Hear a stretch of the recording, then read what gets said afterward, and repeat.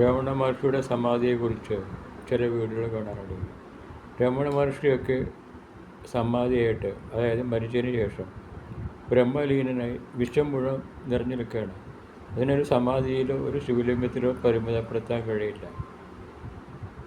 പിന്നെ രമണ മഹർഷി സ്വപ്നത്തിൽ വന്ന് സ്ഥലം വരച്ചു കൊടുത്തു എന്നൊക്കെ പറയുന്നത് ആ സ്വപ്നം കണ്ട ആളുടെ മാനസികമായ ചില പ്രശ്നങ്ങളാണ്.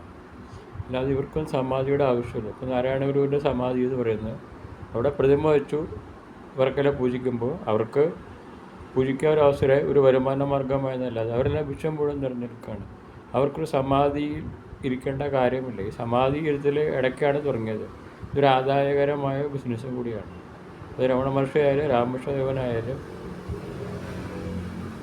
ശ്രീനാരായണ ഗുരു ആയാലും ഇപ്പോൾ വിഗ്രഹങ്ങൾ ഉണ്ടാക്കി വെച്ചേക്കാണ്. വിഗ്രഹത്തിൽ അധിഷ്ഠിതമായി അവരെ പരിമിതപ്പെടുത്തി അവർക്ക് പൂജ നിശ്ചയിക്കുകയാണ്. അവർക്കിങ്ങനെ ഒരു മൂർത്തിയെ പോലെ പൂജിക്കാൻ പറ്റുന്നവർ.